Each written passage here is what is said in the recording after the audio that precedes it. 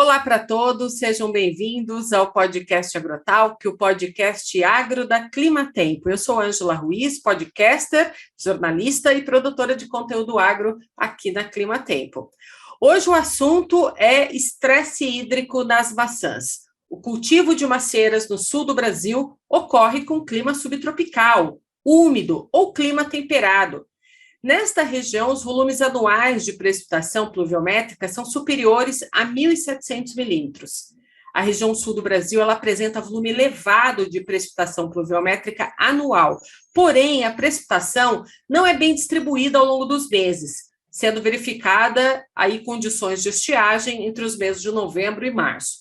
Essa condição está sendo mais acentuada agora por causa do Laninha, caracterizado por anomalias da temperatura da superfície do Oceano Pacífico, que afeta o volume de chuvas na região sul do Brasil. E a influência desse fenômeno, que já ocorre pelo segundo ano seguido, afeta as condições climáticas na região sul, provocando estiagem prolongada, é o que a gente vem observando nos noticiários e nos jornais. Essa condição tem gerado um déficit hídrico muito grande no solo, afetando então o desenvolvimento das plantas e a produtividade, gerando prejuízos enormes em várias cadeias produtivas. No caso da maçã, as consequências da estiagem se manifestam em pomares adultos e em pomares em formação.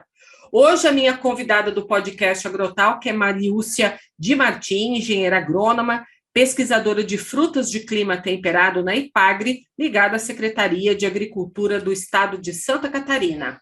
Mariúcia, seja bem-vinda aqui ao podcast Agrotalk, é um prazer receber você aqui para trazer para a gente as últimas informações.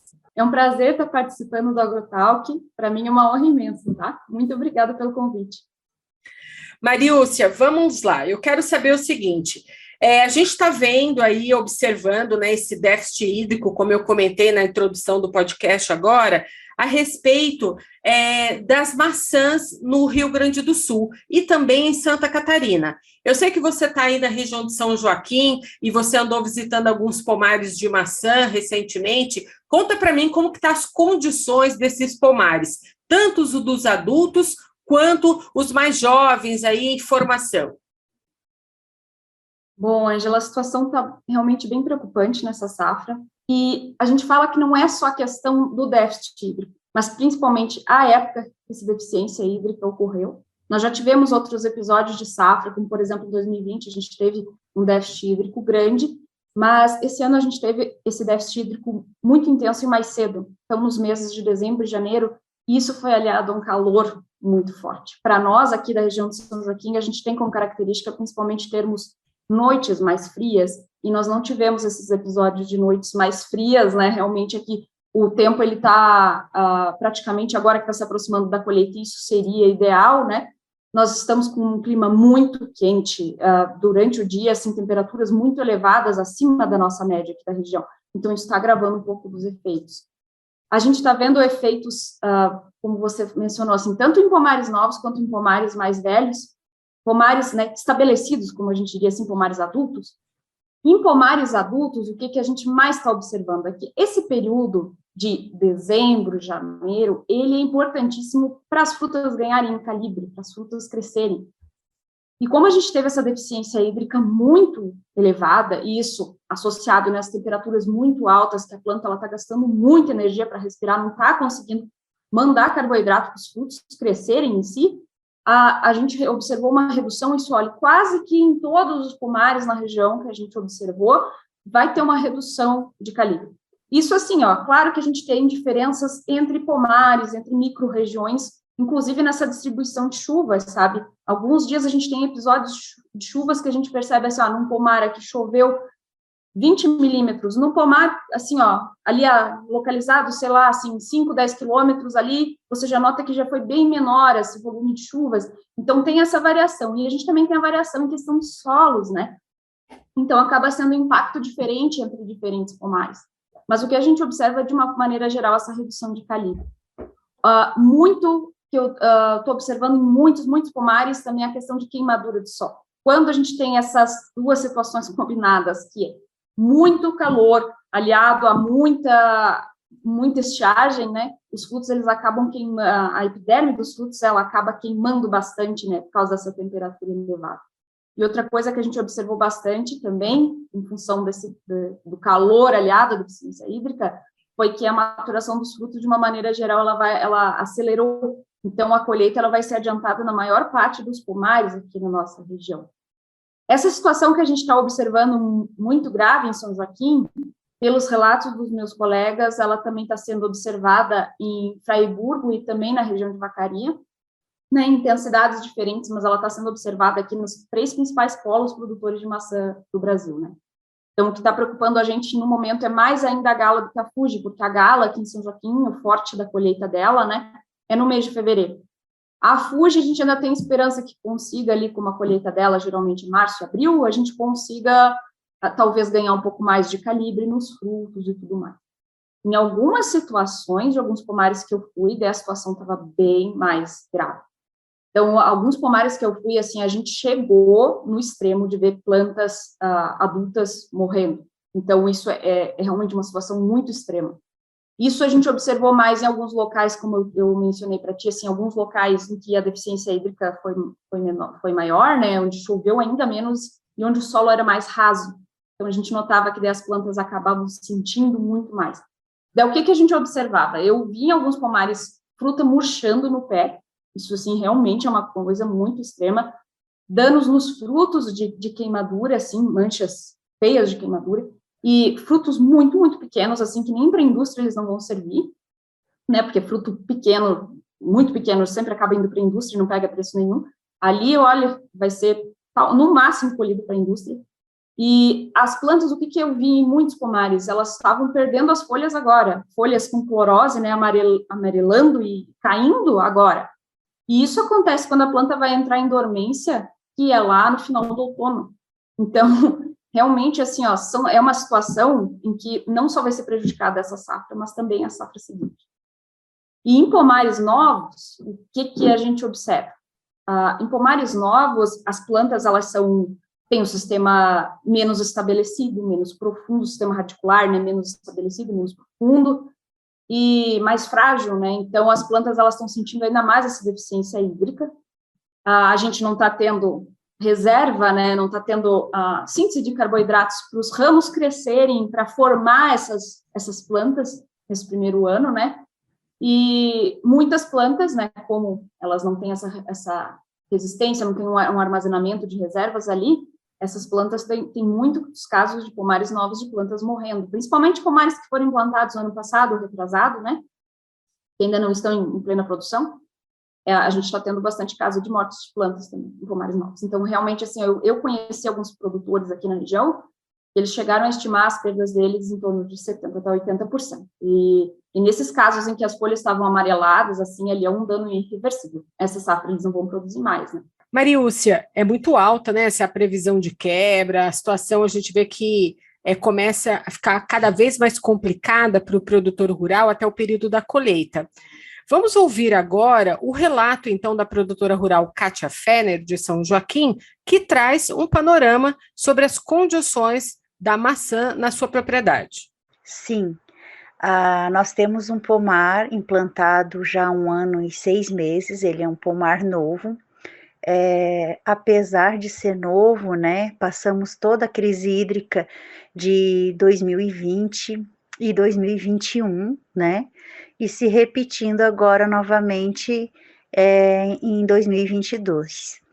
E com esse impacto, o pomar, ele começou as árvores a terem percas, né, de folhas, não desenvolviam os galhos, alguns frutos começaram a murchar, outros ficaram pequenos, né, porque são os primeiros frutos delas, né, então assim, e o que a gente observou é que nos galhinhos que já estavam um pouco desenvolvidos, as geminhas, elas murcharam, e isso ocasiona dano para o outro ano, né, que seria o próximo ano de produção.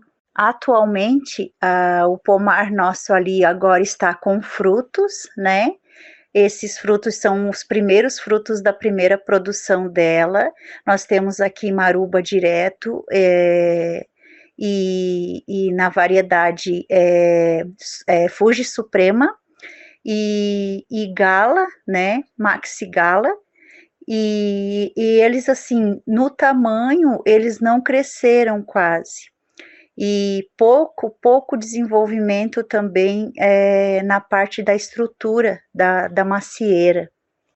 A solução aqui que a gente encontrou, apesar de ter sido já feito mais assim, muito tarde, porque, como eu falei, a gente implantou há pouco tempo o pomar, nós não temos muito conhecimento do pomar, então quando começaram já, né, a gente começou a ver que elas começaram a ficar bastante afetada, como a gente aqui colhe pinhão também, as falhas do pinhão, a gente começou a colocar ao redor do pé, porque aqueles pezinhos que estavam mais próximos, né, de lajeado, de uma terra com mais pedra, né, cascalho, porque aqui o terreno é com muita pedra, e a gente tem uma altitude aqui de 1.500 metros acima, o sol judia bastante.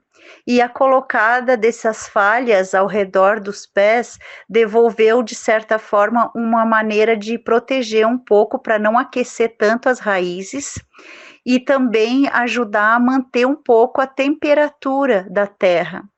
E quando, graças a Deus, né, que quando voltou a chover, que choveu ali um pouquinho e depois ficou mais uns 10 dias sem chuva, aquela umidade que penetrou ali, ela se manteve.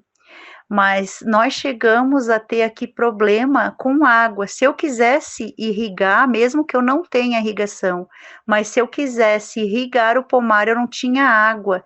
Eu não tinha água nem para tratar, nem fazer aplicação, né, de tratamento no pomar.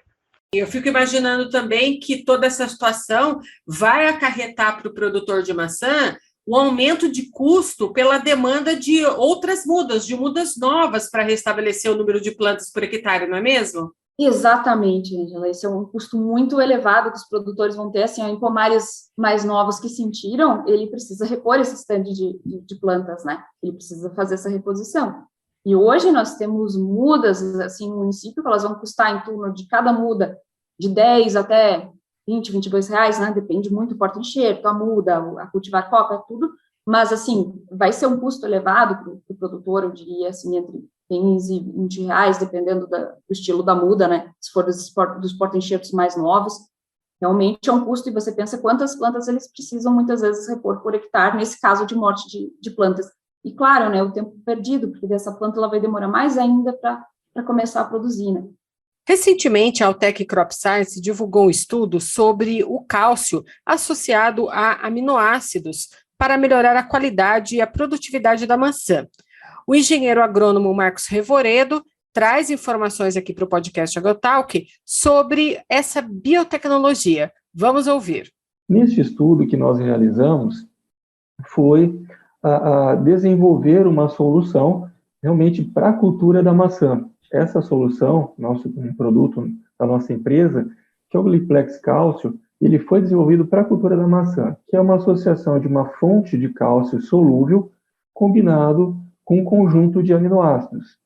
Essa combinação traz o benefício de complexar esse nutriente para que seja mais eficiente a sua absorção via folha.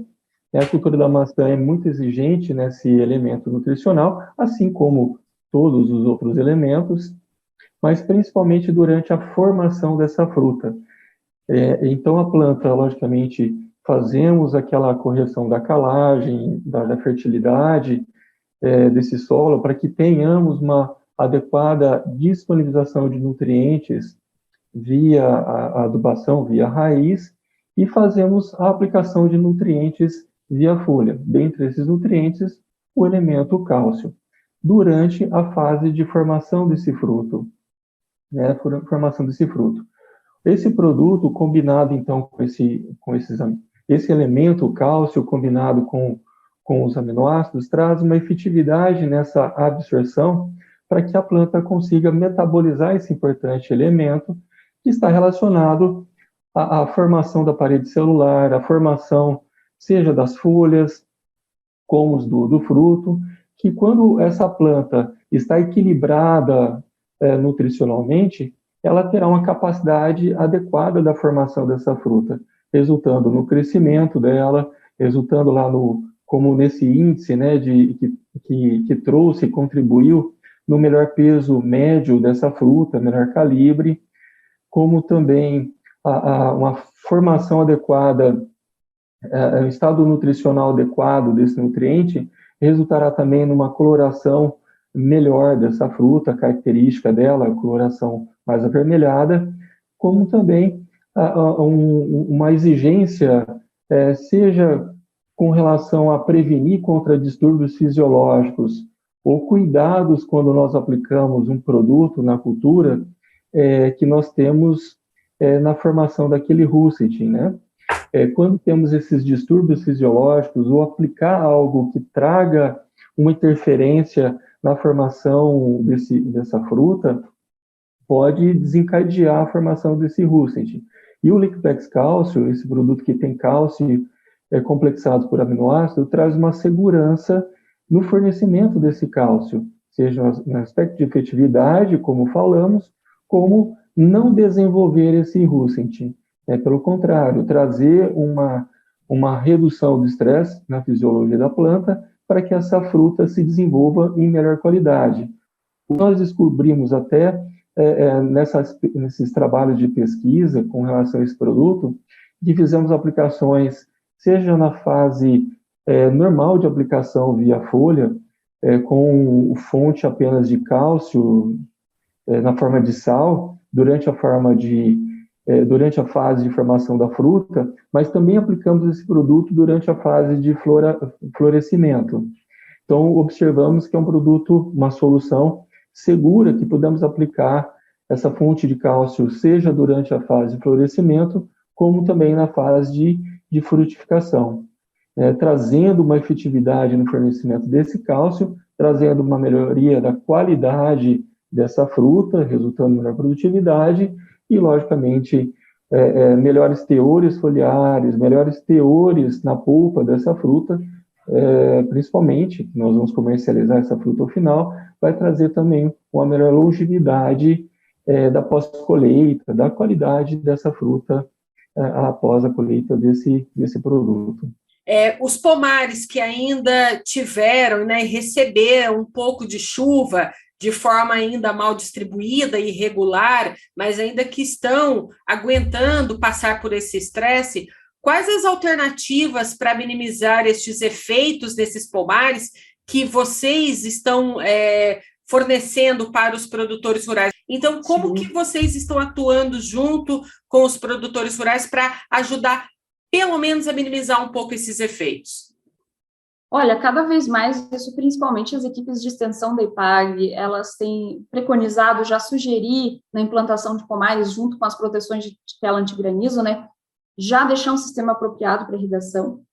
Claro que, assim, nessa situação que chegou, eu vi casos de pomares em que eles foram obrigados a desligar o sistema de irrigação porque não tinha mais água. E muitas propriedades têm não só a atividade da maçã, mas, por exemplo, precisam dar água para o gado também, tem milho, tem alguma outra atividade junto na propriedade, né? Mas uma das coisas que a gente recomenda já é preconizar por, muitas vezes, talvez, implantar uma área menor, mas já pensar no sistema de irrigação, para você não ficar tão sujeito a esse tipo de situação que é cada vez mais comum no sul do Brasil, né? Outra das... porque, assim, agora que a gente... são todas muitas medidas paliativas, né? Para tentar, como você mesmo mencionou, tentar minimizar um pouco.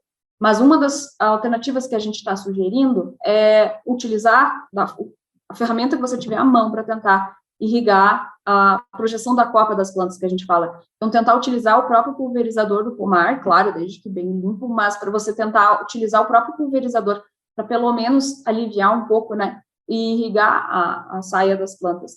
Outra alternativa que a gente tem falado em alguns pomares é aplicar alguns reguladores de crescimento para tentar atrasar a colheita. E daí atrasar a colheita e você conseguir ganhar um pouquinho de calibre, em torno de 1 ou 2 semanas, que o fruto acaba ganhando um pouco de calibre nesse período. Outra coisa também é a gente está falando muito para os produtores ficarem muito atentos com essa questão da maturação, né? porque como ela vai amadurecer muito rápido, tem sempre a chance de ter muita queda de frutos ou se perder no ponto de colheita. Colher maçã muito madura, fora do ponto de colheita, ela acaba depois não aguentando na câmara. Então, é um problema muito grande para os produtores também. Então, a gente está tentando atentar bem eles, alertar que vai adiantar e sugerir para eles ferramentas para conseguir observar quando que a maçã vai estar pronta para colher e tentar se organizar para realizar essa colheita antes, né? Outras recomendações que a gente está dando também é no caso de pulverizações, seja de fitorreguladores, seja de produtos fitossanitários, né, produtos para inseticidas, né, fungicidas, sempre o pessoal tentar pulverizar no final da tarde, né, ou em dias em que a temperatura ela acabe baixando um pouco, porque você vai ter menos perda, né, com esse calor e essa seca, você acaba tendo muita perda de produto, né, você acaba perdendo muito produto, principalmente por evaporação, e perdendo eficiência, né? Então, é outra recomendação que a gente está dando, sempre tentar evitar essas horas quentes no dia. E tentar evitar a pulverização de alguns determinados fertilizantes, porque alguns fertilizantes, principalmente se aplicados em horas mais quentes do dia, eles podem causar queimaduras, né? Podem causar problemas nos frutos, nas plantas também, né? Então, esse está sendo o nosso principal pacote de recomendações, porque muitas coisas além disso, assim, é mais ficar na torcida realmente para essa situação acabar melhorando nos próximos dias. Eu quero agradecer muito a sua participação aqui no podcast Agrotalk, trazendo essas informações para a gente. Então, Marílcia, muito obrigada, viu, pela sua participação, pelo seu tempo aqui no podcast Agrotalk. Eu que agradeço, Ângela, qualquer coisa que vocês precisarem, eu e a Epagri, nós estamos sempre à disposição aqui. Eu agradeço muito o espaço e agradeço muito pelo convite também. Até a próxima. Até.